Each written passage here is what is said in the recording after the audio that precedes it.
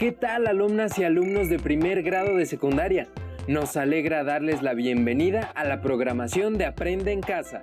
Antes de iniciar es importante que tengan a la mano cuaderno u hojas y lápiz para anotar las ideas y preguntas que puedan surgir. Al final de cada transmisión podrán incorporar estos apuntes a su carpeta de experiencias para presentarla a sus docentes, compañeras y compañeros cuando llegue el momento de regresar a sus planteles escolares. El tema que abordaremos en esta ocasión corresponde a la asignatura de Geografía. En específico trata sobre las múltiples perspectivas de un caso o situación relevante a partir de la búsqueda, análisis e integración de información geográfica. Comencemos. En otros momentos, ustedes han explorado algunos de los retos que enfrentamos como sociedad en la época actual. Representan problemáticas que nos afectan como seres humanos y por tanto a todos nos conciernen. Aunque en efecto, a cada quien le corresponde involucrarse en la búsqueda de soluciones y realizar acciones desde el marco de su responsabilidad y posibilidades de participación. Observen el siguiente video e identifiquen las ideas principales que nos orientan acerca de cómo cooperar.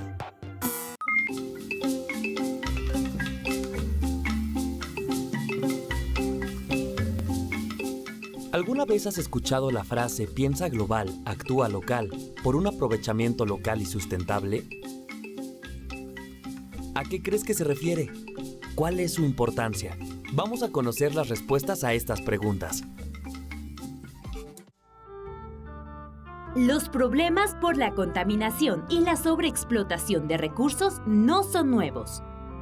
Desde el siglo pasado, en los años 60, la comunidad científica empezó a alertar sobre el deterioro del medio ambiente a causa de las actividades humanas.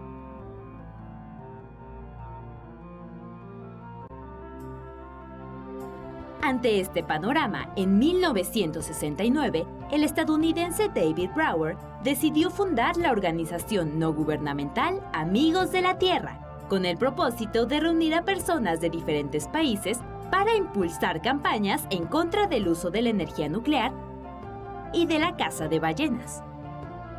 En el marco de esta organización se creó la frase "Piensa global, actúa local". ¿Qué significa esta frase? Esta filosofía expresa que todos los ciudadanos debemos relacionarnos directamente con los temas globales que afectan y comprometen el futuro de la humanidad. Y de esta manera identificar las acciones que podemos llevar a cabo para preservar el medio ambiente.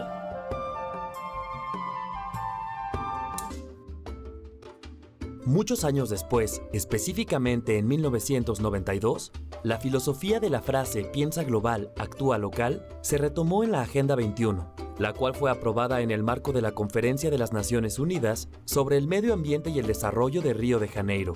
Fue entonces que por primera vez se habló de un desarrollo local sustentable y de una administración local ampliamente comunitaria y participativa, con el objetivo de implementar acciones para proteger al medio ambiente, la prosperidad económica y el bienestar social dentro del ámbito local.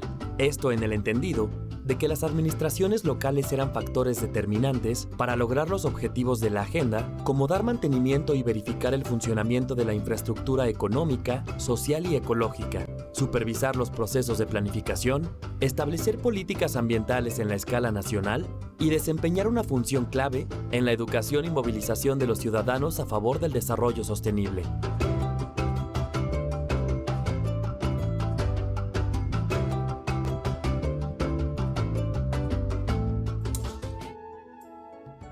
¿Y nosotros qué tenemos que ver con la frase piensa global, actúa local, por un aprovechamiento local y sustentable?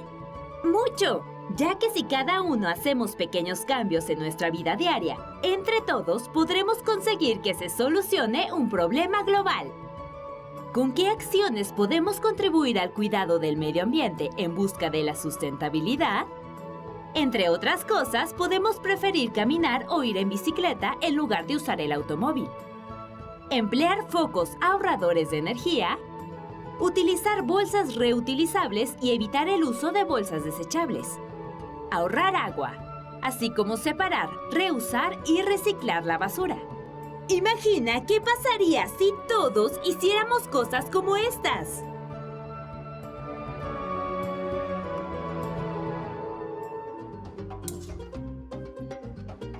Ahora ya sabes a qué se refiere y cuál es la importancia de la frase piensa global, actúa local. Por un aprovechamiento local y sustentable, seguro que compartes esta convicción.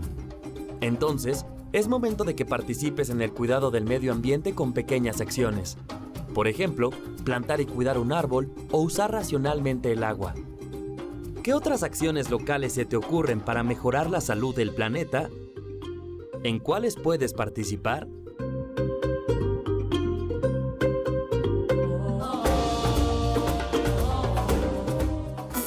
Los problemas que hemos percibido tienen solución y debemos colaborar todas las personas. Si bien son retos globales, mucho aportan quienes toman acción en iniciativas locales. Con acciones orientadas a mejorar nuestro espacio geográfico cercano con y para los demás, contribuimos al bienestar de todos. Para proponer soluciones a un problema hay que analizarlo y buscar alternativas desde diferentes perspectivas y niveles, lo que implica realizar una investigación. Los invitamos a poner atención en el siguiente material, que les ayudará a enriquecer sus conocimientos acerca de la investigación del estudio de caso que anteriormente ya han iniciado. Registren la información del video que les parezca más importante. Bienvenidos a su programa Cocina de Autor. Hoy en el segmento Esta palabra ya se coció, vamos a cocinar una receta deliciosa. Cómo hacer preguntas para desarrollar una investigación. Aquí está el libro, El arte de cocinar una investigación. Pepe, date prisa porque alguien muere de hambre. Antes de preparar este platillo debemos hacernos algunas preguntas muy importantes. ¿Qué tema nos interesa investigar? ¿Por qué me interesa? ¿Qué información previa conozco? ¿Qué más deseo o necesito saber del tema? ¿Por qué es importante saber sobre ese tema? ¿A quién le puede interesar ese tema? ¿Qué fuentes puedo consultar? Pepe, ¿y esto para qué nos sirve? Estas preguntas sirven para darnos una idea general de lo que vamos a cocinar y el resultado que podemos obtener. Bien, ahora sí, los ingredientes o preguntas básicas para preparar nuestra deliciosa investigación y de las cuales se van a derivar más preguntas son: ¿qué? ¿Es el tema o el hecho en sí mismo? ¿Cómo? Son las circunstancias en que ocurren u ocurrieron los hechos o situaciones. ¿Cuándo? Es el momento en que suceden o sucedieron los hechos. ¿Dónde? Es el lugar donde acontecen o acontecieron las situaciones. ¿Quién o quiénes? Son las personas involucradas. ¿Por qué? Son las razones, causas o consecuencias. ¿Para qué? Son los objetivos. Ahora sí podemos empezar a preparar nuestra ensalada. Aquí tenemos muchas opciones para hacerla, que en este caso es nuestra investigación. Picamos finamente las respuestas a nuestras preguntas anteriores y hacemos una barra con todos los ricos ingredientes que tenemos para elegir al gusto. Eso se ve muy rico. Ya me despertó el apetito. En este bol ponemos las respuestas a nuestros ingredientes. Primero, elegimos nuestra base verde, las del qué. Por ejemplo, ¿qué tema voy a investigar? ¿Qué me interesa de este tema? ¿Qué voy a preguntar? Después, veamos un extra verde. Las del cómo. Por ejemplo, ¿cómo lo hizo? ¿Cómo pasó? ¿Cómo lo descubrió? Ahora vamos con la proteína, las del cuándo. Por ejemplo, ¿cuándo fue? ¿Cuándo lo hizo? ¿Cuándo lo inventó? Añadimos un extra de proteína. Las del dónde. Por ejemplo, ¿dónde lo escribió? dónde la compuso, dónde ganó el premio. Por favor, déjame elegir las de los vegetales. ¿Quién o quiénes? Por ejemplo, ¿quién es? ¿Quién o quiénes lo hicieron? ¿Quién o quiénes lo descubrieron? Y de crocantes están las del por qué. ¿Por qué es importante? ¿Por qué lo descubrió? ¿Por qué lo escribió? Y las que me encantan son las del aderezo. El para qué. ¡Ay, este agridulce es buenísimo! Por ejemplo, ¿para qué lo investigó? ¿Para qué lo descubrió? ¿Para qué lo inventó? Por último, todo platillo debe llevar una pizca de sal y pimienta. Servimos a cada comensal y esta palabra ya se coció. Lo que no debemos olvidar es que los ingredientes o preguntas básicas son súper importantes para preparar nuestra deliciosa investigación. Recordemos que el qué, cuándo, dónde, quién o quiénes, por qué y el para qué son las preguntas básicas de las cuales se van a derivar otras que nos ayudarán a obtener más detalles de la investigación. Esto fue su programa Cocina de Autor. Y recuerden que tendremos más recetas en esta palabra ya se coció. ¡Hasta la próxima! ¿Qué les pareció el contenido? Interesante, ¿verdad? Guiar nuestra investigación a través de preguntas. Las interrogantes planteadas en el video corresponden a una investigación escolar de cualquiera de sus asignaturas. Para que la investigación de su estudio de caso cuente con la perspectiva de un análisis geográfico, recomendamos tomar nota y tener presente estas preguntas. ¿Cuál es el problema? ¿Dónde se localiza o cómo se distribuye? ¿Por qué es importante atenderlo? ¿Cuáles son las causas? ¿Qué componentes geográficos intervienen? ¿Qué alternativas posibles pueden instrumentarse? ¿Qué acciones pueden realizar ustedes y su familia para contribuir en la solución? Una vez que cuenten con la información que responde a las preguntas que se plantearon, es necesario que organicen los resultados de su investigación.